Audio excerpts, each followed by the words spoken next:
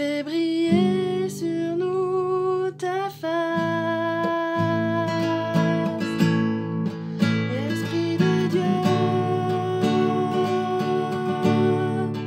Esprit du Dieu vivant,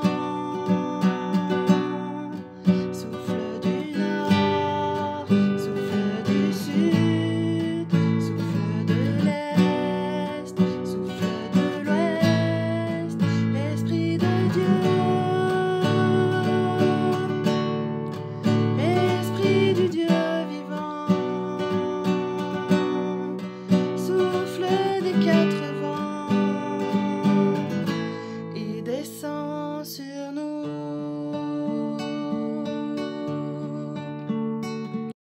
Toutes les autorités se réunissent à Jérusalem. C'est la capitale. Et voilà que dans notre histoire, nous allons voir ensemble que Jésus est aussi allé à Jérusalem. C'est la ville des rois d'Israël, je viens de le dire, mais c'est aussi la ville de Dieu. Quand on lit dans la Bible le nombre de fois que Jérusalem est cité, ce nombre de fois, c'est incroyable. Il s'est donc passé beaucoup de choses à Jérusalem. Il s'est passé de magnifiques et de merveilleuses choses, mais il s'est aussi passé malheureusement beaucoup de mauvaises choses. Mais nous sommes ici pour parler positivement ce matin. Alors le dimanche des rameaux, qu'est-ce que c'est en fait? Qu'est-ce que c'est encore aujourd'hui? Qu'est-ce que c'est encore dans certaines églises, surtout chez nos amis catholiques? Ben voilà, les enfants sont invités à participer, et les enfants vont ramasser un peu des rameaux, c'est-à-dire des petites nouvelles branches, toutes fraîches, des petites feuilles qui poussent. On les ramasse, on les ramène, on les met ensemble, ça fait un chemin. Si je prenais le cas ici, si je vais aller jusqu'à l'autre côté du cimetière, vous imaginez le nombre de branches qu'on aurait mis sur le sol, sur lesquelles les gens marchent pour arriver, en fin de compte, au temple, donc Jérusalem.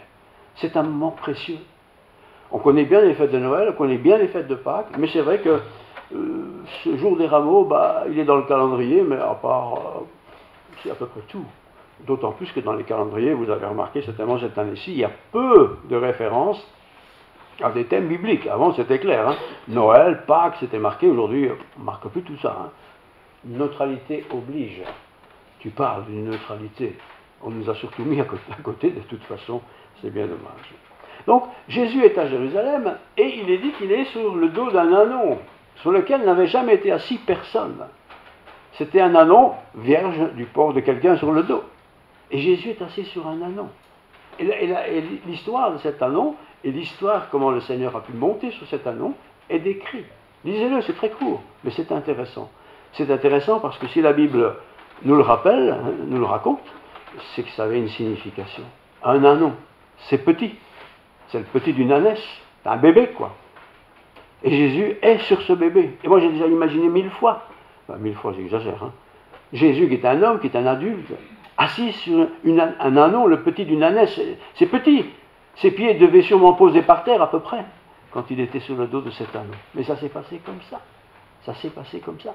Et partout où cet ânon passait, c'est une tradition en Israël, mais les gens acclamaient, ils applaudissaient. Mais ils applaudissaient qui? Parce qu'ils connaissaient seulement Jésus. Ah oui, Jésus, peut-être ils avaient entendu parler, mais ils ne connaissaient pas Jésus. Jésus est en train de se révéler, se faire connaître, montrer qui il est, ce qu'il veut, ce qu'il souhaite, ce qu'il peut donner, ce qu'il veut donner. Et Dieu sait s'il veut de belles choses. Alors, toujours dans la description de la scène, Jérusalem c'est la capitale, c'est là où on va, c'est le centre, c'est là qu'il y a le temple. Il n'y a pas des temples à tous les coins de rue, mais le grand temple de Jérusalem, il est à Jérusalem. Et ici, Jésus va vers Jérusalem pour entrer dans ce temple, pour être présent avec ces milliers de personnes, tous plus formidables les uns que les autres, mais tous très attachés à la loi, au règlement. Et Jésus est venu pour donner la grâce. Quelle bonne nouvelle! Et c'est ça que nous prêchons encore aujourd'hui dans ce lieu de culte ici. Matthieu 21, verset 9. Matthieu 21, Matthieu 21, 9. Voilà. Matthieu 21, verset 9. Ceux qui précédaient et ceux qui suivaient Jésus, devant, derrière, criaient, Hosanna au fils de David. Hosanna. Et Hosanna veut dire sauve-nous. Question, sauve-nous de quoi? Sauve-nous. Tire-nous de la tyrannie, de ces tyrans qui domine sur Israël, le peuple de Dieu, la maison de Dieu, le territoire de Dieu, depuis toujours. Et ce territoire a été pris sous le contrôle des Romains. Les Romains étaient les big boss, imposaient leurs lois évidemment qui n'avaient rien à voir avec le message de l'Évangile. Ceux qui précédaient, ceux qui suivaient Jésus criaient, il fallait être fort, Hosanna, ô fils de David, c'est-à-dire aux descendants de David, et tout ce que David a annoncé en son temps. Béni soit celui qui vient au nom du Seigneur. Hosanna dans les lieux très hauts. Dans les lieux très hauts, il y a de la joie pour un pécheur qui se repent. Vous savez ça? Quand sur notre planète, quelqu'un dit, moi je veux suivre Dieu, je donne ma vie à Dieu, eh bien, instantanément, il y a de la joie dans le ciel. Et la joie dans le ciel, c'est pas un petit sourire. Un peu plus, non, c'est la joie. Et je vois des sourires ici devant moi, quand on a de la joie, ça se voit. Il y a de la joie dans le ciel pour un pécheur qui se repent. On pense parfois que, bon, un parmi des millions, c'est pas grand-chose. Mais c'est grand-chose pour Dieu. Un pécheur. Parce que s'il est sauvé, il n'est pas perdu. Et s'il n'est pas perdu, il n'ira pas en enfer. C'est ça la joie de Dieu. Et Dieu ne veut pas la mort du pécheur. Il veut que le pécheur se repente et accepte le salut. Et qu'il vive par la grâce de notre Seigneur. Alors, je n'ai pas besoin d'aller à Jérusalem pour voir comment ça s'est passé. La Bible nous donne assez de détails. Parce que cette foule était rassemblée pour une fête traditionnelle, annuelle. On va un peu comme à Lourdes, il y a plein de monde à certaines époques de l'année, c'est une grande fête. Et Jérusalem, c'était ça, cette grande fête. C'est la capitale d'Israël, c'est le centre d'Israël. Tout se passe à Israël. Alors il fallait y être. Et Dieu faisait tout, il faisait que pour beaucoup, ils y allaient. Mais ce jour-là, il y avait quelque chose de spécial. Il n'y avait pas un défilé d'autocars modernes, ou des avions qui descendaient, qui remontaient, ou d'autres choses comme ça. Non, il y avait un anneau. Un anneau, c'est petit, c'est le petit d'une ânesse en fait. Et sur cet anneau, il y avait un homme, plutôt jeune, 33 ans au maximum. Enfin, 30 ans là, parce que c'était au début de son ministère. Il avait 30 ans, il était assis sur l'anneau. Et la foule acclamait, la foule acclamait. La foule, il est même dit qu'elle enlevait ses vêtements, elle les mettait sur le sol pour que ce soit comme un grand tapis. Ah, ça devait être quelque chose. Et c'était, bien sûr, quelque chose. Jésus n'a pas recherché les grands carrosses. Jésus, il était fils de Dieu, il aurait pu, je ne sais pas, par sa puissance, convaincre tous les chefs d'État du monde pour venir à un grand défilé de quelque chose. Mais Jésus n'est pas venu pour ça. Jésus est venu pour que tous ceux qui croient en lui, tous ceux qui croient en lui, ne périssent point, mais qu'ils aient la vie éternelle. Ça, c'est grandiose. Vous pouvez aller trouver notre cher roi belge et lui demander des faveurs, il va vous les donner parce qu'il est très gentil, mais il ne vous sauvera jamais. Vous pouvez aller dans les plus grandes universités du monde, vous serez très intelligent, bien formé, oui, mais vous ne serez jamais sauvé, jamais. Il faut venir à Christ. Et venir à Christ, ce n'est pas être protestant, ce n'est pas être catholique ou orthodoxe. Venir à Christ, c'est dire, voilà, moi je veux être ton enfant, Seigneur. Je veux accepter que toi, tu as pris ma place sur cette croix. À l'époque du défilé dont on parle, les gens ne savaient pas ce qui allait se passer dans quelques jours. Jamais personne n'a imaginé que ce même Seigneur sur cet anneau allait être crucifié peu de temps après. Jamais, jamais, jamais, jamais. Jésus ne voulait pas gâcher leur joie. Et il ne l'a pas annoncé, sauf au moment opportun. Quel Seigneur nous avons, plein d'attention. Fils de David, disaient les gens. Le roi, le Messie. Ah oui, le peuple d'Israël avait un rêve. C'est de ne plus être sous le joug des Romains. Parce qu'en Israël, à cette époque, c'est les Romains qui commandaient tout, avec leurs lois païennes, avec toutes leurs choses plus orthodoxes. Oh, ils avaient bien sûr, les gens, les uns et les autres, quelques traditions, mais toujours un peu en cachette, quoi. Quel privilège lorsqu'on est libre. Et je pose la question, profitons-nous de cette liberté pour parler de notre foi, d'inviter les gens à venir écouter quelque chose sur la foi. Profitons-nous des occasions que nous avons, quand nous allons, je ne sais pas, à l'hôpital par exemple, ou ailleurs quelque part, et on peut parler, on peut discuter, et dire, mais vous savez, moi je suis croyant. Mais pas simplement croyant, ça ne veut rien dire, on est tous croyants de quelque chose. Mais je crois en Dieu. Ah, tu crois en Dieu, toi? Comment ça? Mais tu es un peu fou, quoi, ça n'existe pas, ça. Ah, tu n'existes pas. Mais moi je vous dis que ça existe. Et voilà un contact qui est établi. Et vous laissez le reste au Saint-Esprit qui touchera, qui convaincra le cœur de ceux qui entendent ce message. Et puis il y a cet anneau. Jésus aurait pu monter sur un chameau, j'imagine. Hein. très haut, on voit loin, on le voit aussi, c'est un chameau, non? Un anon, un petit sur lequel jamais personne n'était monté, la Bible précise, c'est un bébé, quoi. Je suis certain que les pieds de Jésus posaient quasiment à terre, là, quand il était sur cet anon. Et cet anon s'est déplacé. Et la foule n'a acclamé pas l'anon, mais il a acclamé celui qui vient. Mais il ne le connaissait pas beaucoup. Ben non, on ne connaît pas comme aujourd'hui. Aujourd'hui, on a des informations tant et plus. Mais c'était lui. Et quand j'imagine encore, enfin un peu d'imagination, que quand cette foule se déplaçait, parce qu'il y a des gens qui accompagnaient la foule, et qui voient un anon, là, qui est un petit âne, hein, sur lequel il y a un homme parfaitement quelconque, il n'avait pas rien pour attirer nos regards, de toute façon. Et ce Jésus-là, quelque part, qui devait certainement prier pour cette foule, bah oui, évidemment, il priait. Lui savait très bien qu'il partait vers la mort et la crucifixion, il le savait. Mais il n'a pas dit tout ça. C'est pas ça que les gens avaient besoin d'entendre. Ils avaient besoin d'entendre la bonne nouvelle de l'Évangile. Je viens pour vous sauver. Je viens pour vous sauver. Foi, humilité et douceur, voilà qui caractérisait Jésus sur cet anon. Voilà pourquoi il n'a pas pris un grand chameau. Il aurait pu prendre un carrosse, il aurait pu faire comme les Romains. Hein. Non, il est venu comme un humble serviteur. Et un chrétien, quelque part, c'est un humble serviteur. On n'est pas là pour se faire du galon. On n'est pas là pour se donner des médailles. On est là simplement pour servir Dieu. Zacharie 14, verset 4. Ses pieds se placent, je lis, ses pieds se placeront en ce jour-là sur le mont des Oliviers qui est vis-à-vis de Jérusalem, du côté de l'Orient. C'est très loin. Dans l'Ancien Testament, en fait, c'est à la fin de l'Ancien Testament que ce verset est cité. Il aurait pu citer la capitale, Jérusalem. Non. C'était bien plus simple que ça. Parce que Jésus ne voulait pas attirer à lui ou à son œuvre des choses qui sont éphémères, qui disparaissent. Il voulait que les gens se convertissent. Et se convertir, c'est pas passer d'une église à une autre, parce que là on chante bien, parce que là il y a plein de jeunes, parce que là... Non. Se convertir, c'est changer de direction. C'est faire face à la vie que je mène. Avant j'étais comme ça, comme ça, comme ça. Maintenant je veux suivre le Seigneur. Je veux prendre un autre chemin. Et ce chemin, il est, dit la Bible, étroit et périlleux. C'est étroit, c'est pas large. Ça veut dire qu'il y a de l'espace pour tout le monde, mais il n'y a pas beaucoup de monde sur cette route-là.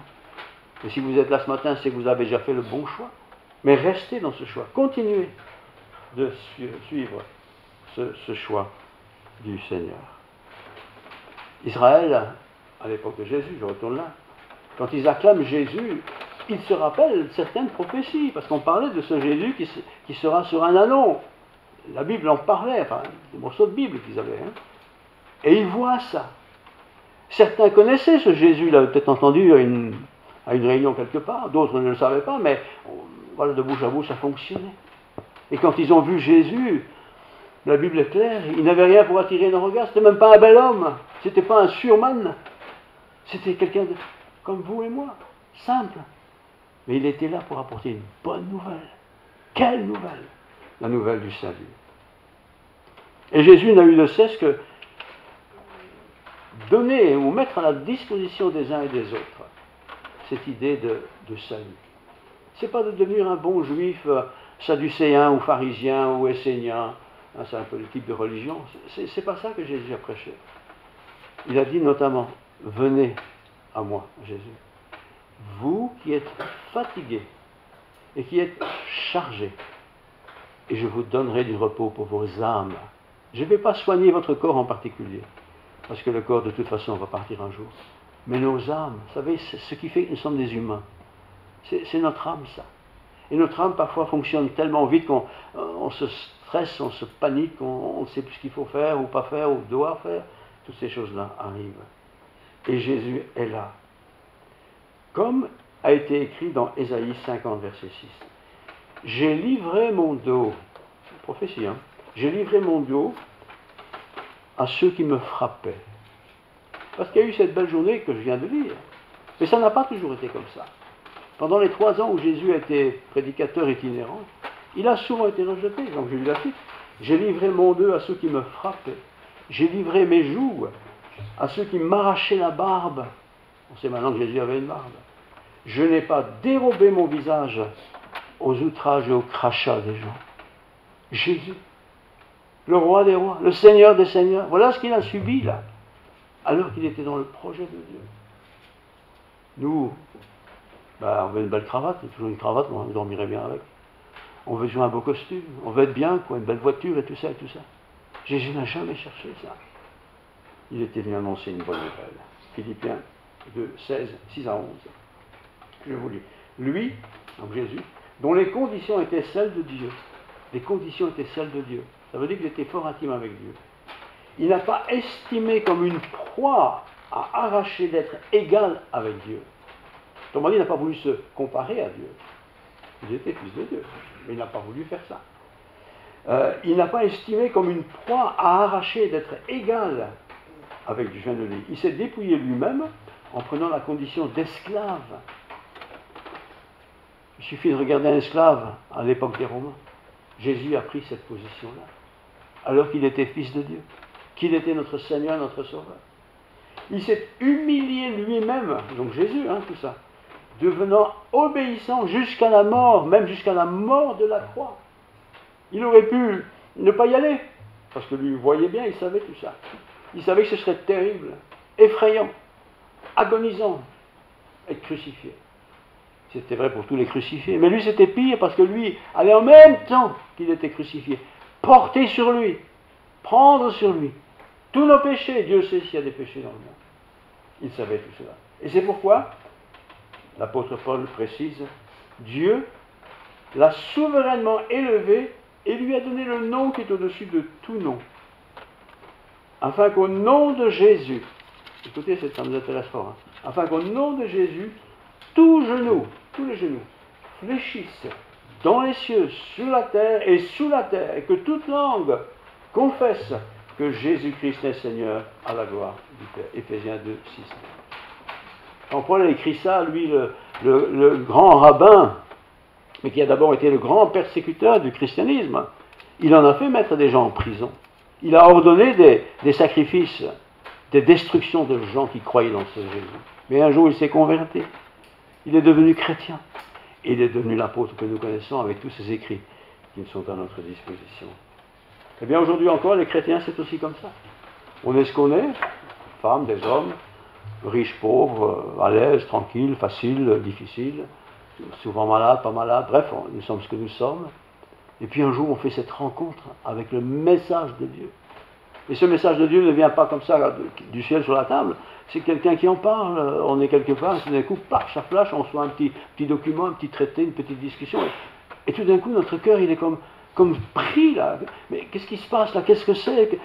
Pourquoi je n'ai pas ça, moi? Qu'est-ce qui se passe? Et Dieu, par son Saint-Esprit, agit en nous. Il nous donne de réfléchir, de penser, de découvrir.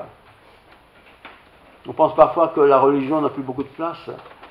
Et j'ai découvert cette semaine, en préparant ce message avec un peu de surprise, que c'est à cause du président américain d'ailleurs, que le dollar américain, à une des faces, il est marqué « Nous croyons en Dieu ». Je n'ai pas vérifié parce que je n'en ai pas, mais si un jour vous voyez une pièce comme ça, vous allez voir que sur une des faces, « Nous croyons en Dieu ». Les Américains. Et l'Amérique, c'est grand, il y a beaucoup de croyants en Amérique. Nous croyons en Dieu. Ils croient aussi un peu leur monnaie, j'imagine, mais ils croient en Dieu. Ils n'ont pas honte. Je ne sais pas si les nouvelles pièces, on met encore ça, je n'en sais rien, mais nous croyons en Dieu. Alors croire en Dieu, chacun peut dire, moi je ne crois pas comme toi, tout à fait. Non, c'est pas grave ça. Tu crois en Dieu.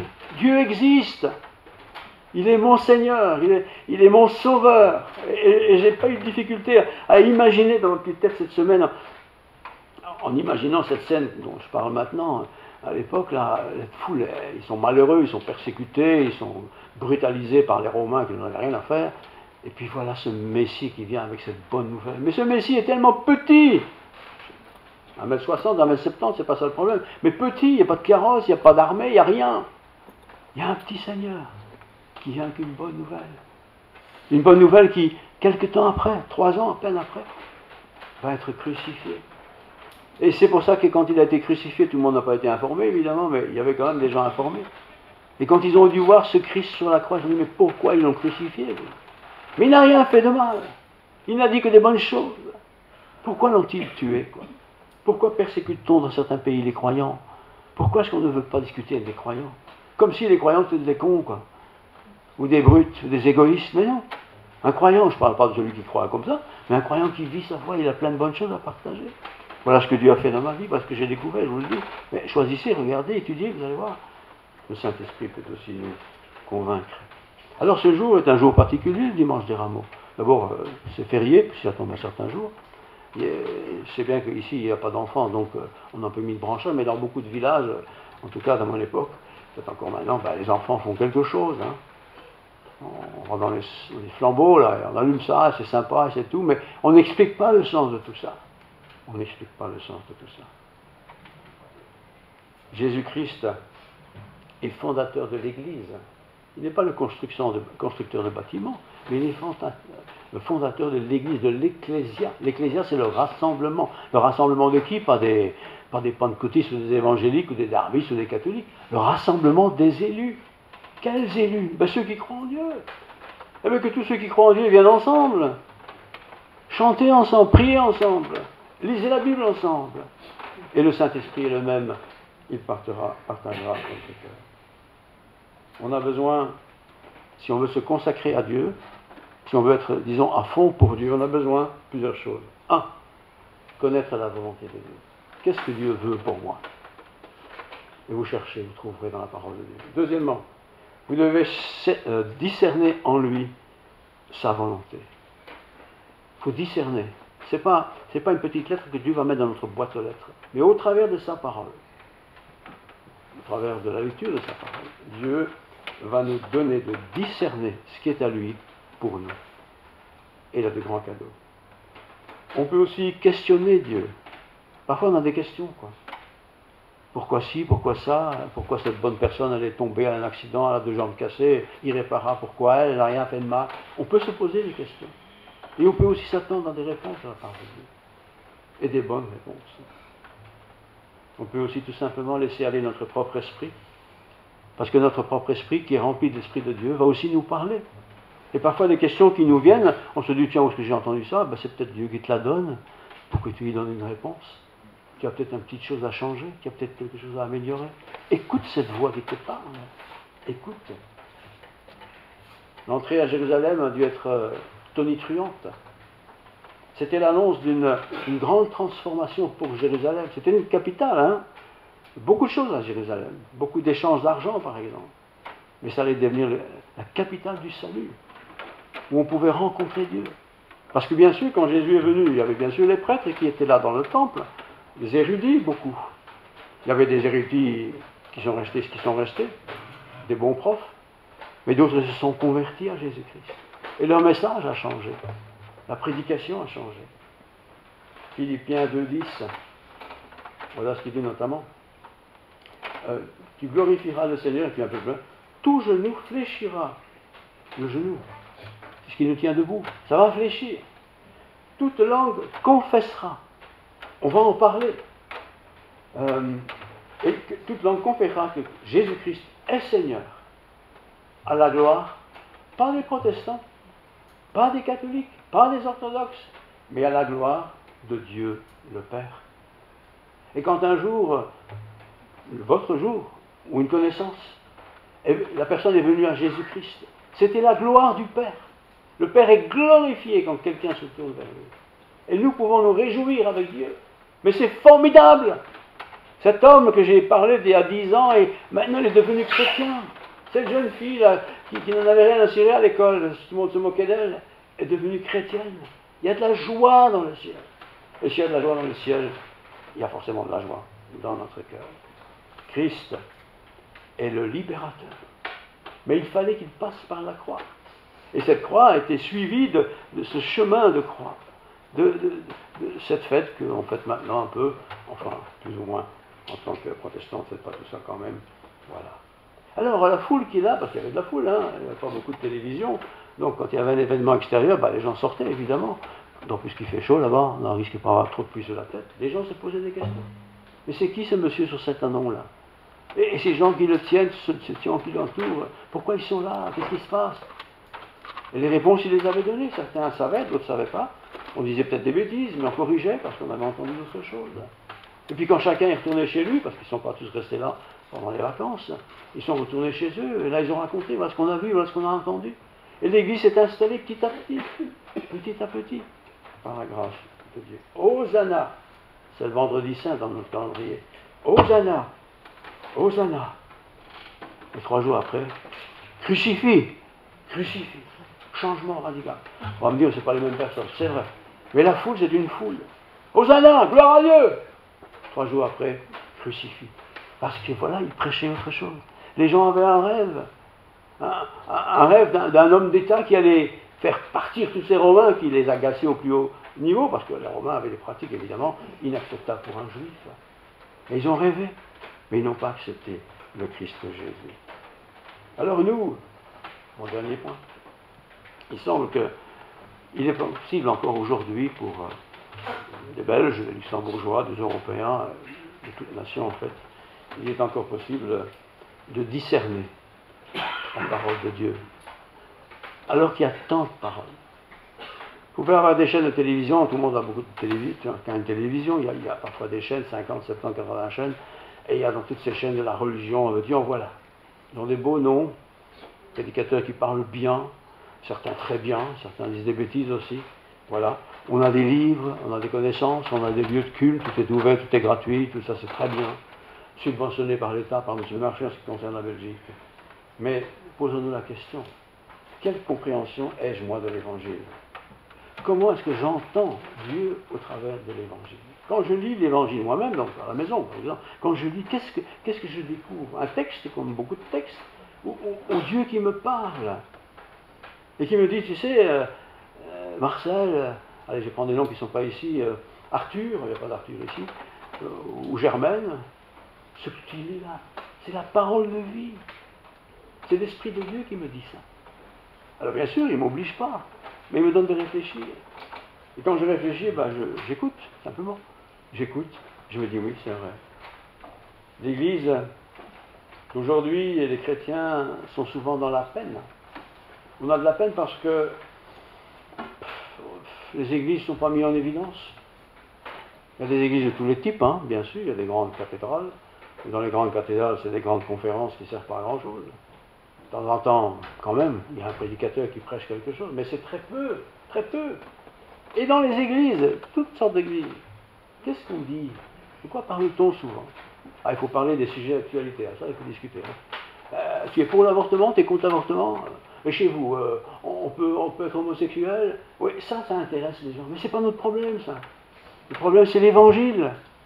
Et une fois qu'on a l'évangile dans le cœur, alors on peut se poser la question, tiens, est-ce qu'un chrétien né de nouveau, qui est enfant de Dieu, est-ce qu'il peut pratiquer ça? Alors il pose la question, et il aura forcément une réponse.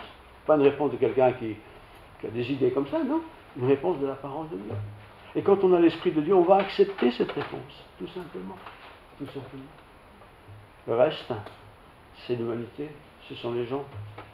Ce sont des religions modernes, des religions athéistes, sans Dieu.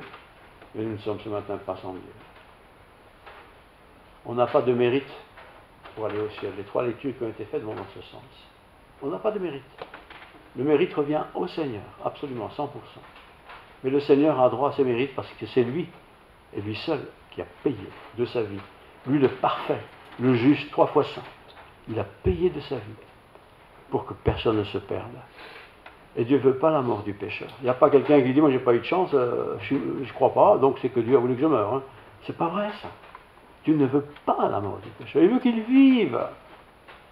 Comme nous aussi, nous avons reçu le Seigneur.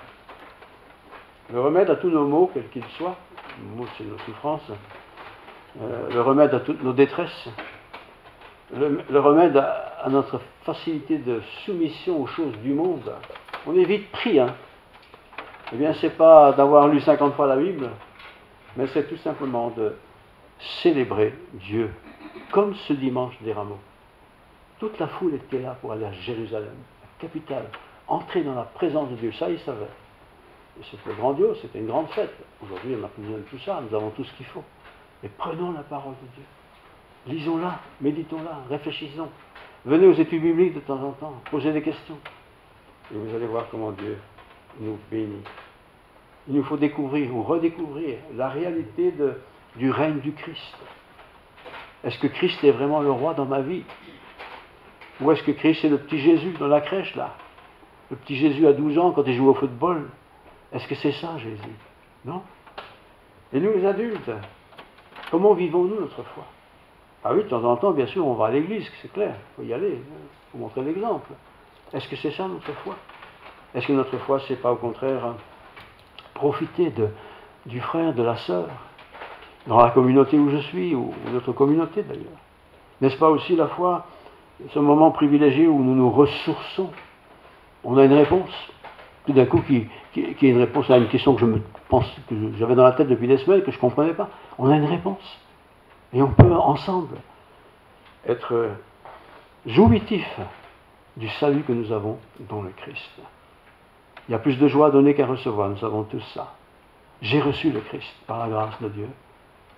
Et quand je peux parler du Christ à quelqu'un, je ne dis pas n'importe quoi. Dieu me dirige pour dire des choses à propos pour la personne qui est là. Mais je le dis, sans écrasement. Je ne le dis pas pour dire chez nous c'est bien et chez vous c'est pas bien. Non. Il n'y a rien de bien chez nous en fin de compte. C'est Christ qui est bien. Alors je vous invite à, cette semaine peut-être en particulier, à penser à la prière. Et j'ai écrit pour quelques mots. Seigneur notre Dieu, nous voulons ce matin encore, et c'est dimanche, ce dimanche des rameaux, te dire notre reconnaissance pour toute notre joie. Nous n'avons pas un Dieu qui nous met la tristesse du matin au soir, il nous donne de la joie. Pour le don d'amour que tu as mis en nous et qui est germé et que nous pouvons partager. C'est formidable. Par sa mort à la croix, il a effacé, c'est l'essentiel, le Christ à la croix, il a effacé l'acte de condamnation qui me condamnait à la mort éternelle. Rendez-vous compte? Jésus, là, à Jérusalem, en mourant sur la croix, lui le juste, 3 fois saint, déjà a porté ma vie en cette année-ci sur lui. Il est mort pour moi. Et s'il n'y avait eu que moi dans cette planète, à ce moment-là, il serait mort. Mais Dieu soit béni pour les millions d'autres personnes qui ont été, par la grâce de Dieu, rachetées par son sacrifice. Alors, petite conclusion que je vous lis telle que je l'ai écrite. Seigneur, donne-nous maintenant de vivre notre vie chrétienne dans la reconnaissance. La reconnaissance, ce n'est pas tout savoir, mais la reconnaissance pour ce que Dieu a fait pour moi, pour nous. Donne-moi d'être obéissant, librement obéissant, et joyeusement chrétien en toi. Que le règne du Christ soit vraiment reconnu et vécu ici à Arlon, et là où nous habitons. Pas simplement des gestes classiques que tout le monde fait, petit signe de croix par-ci, petit signe de croix par-là, petite offrande par là-bas, non. Donne-nous simplement, Seigneur, toujours ma prière, d'être visiblement reconnu pour être quelqu'un qui aime Dieu et qui n'a pas honte de l'Évangile. Je ne veux pas avoir honte de l'Évangile. C'est ma vie. Et ma vie, c'est Christ en moi. Prions. Seigneur, merci pour ta parole. Oh, ça devait être une grande fête à cette époque.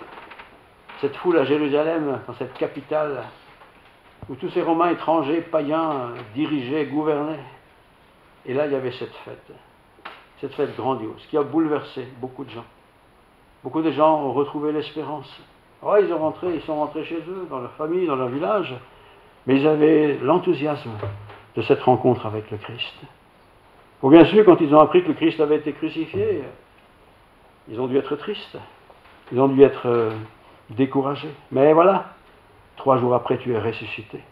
Et les nouvelles sont passées aussi comme ça. Il est ressuscité, je l'ai vu, d'autres l'ont vu. Et en plus, il nous prépare une place, afin que là où il est, nous y soyons aussi. Quelle belle nouvelle, quelle bonne nouvelle aussi pour nous qui croyons. Merci Seigneur. Merci pour ce temps passé ensemble. Merci pour cette journée. Merci pour mes frères, mes sœurs, les enfants, les jeunes, les garçons, les filles. Merci pour nos parents, merci pour ceux qui n'ont pas pu venir, mais que tous ensemble nous soyons dans la joie, dans ta paix. Que toute gloire te revienne, Seigneur. Je demande ça au nom de Jésus. Amen.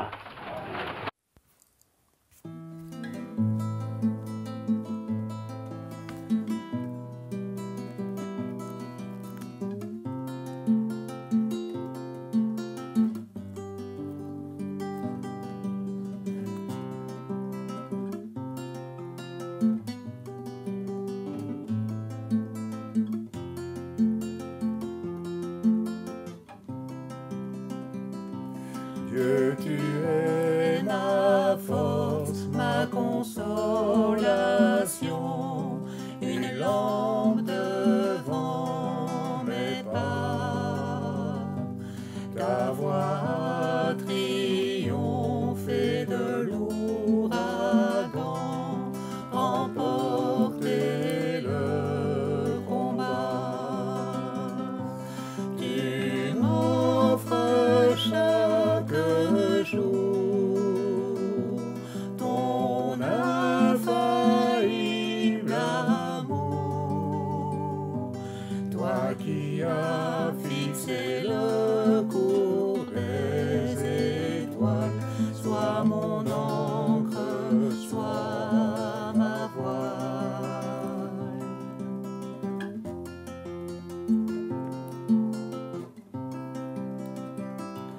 Tu étends mes ailes pour toucher les cieux, protégé par ta main. Ta grâce m'appelle à lever les yeux et suivre ton chemin. Tu m'offres chaque jour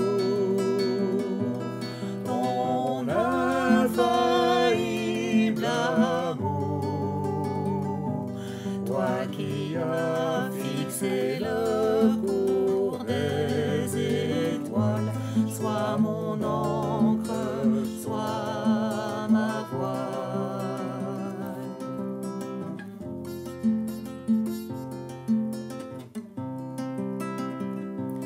Ta miséricorde coule de la croix, ton sang m'a racheté.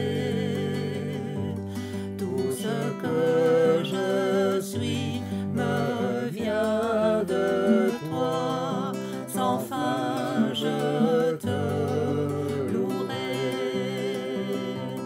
Tu m'offres chaque jour ton infaillible amour, toi qui as fixé le cours des étoiles, sois mon encre, sois ma voile.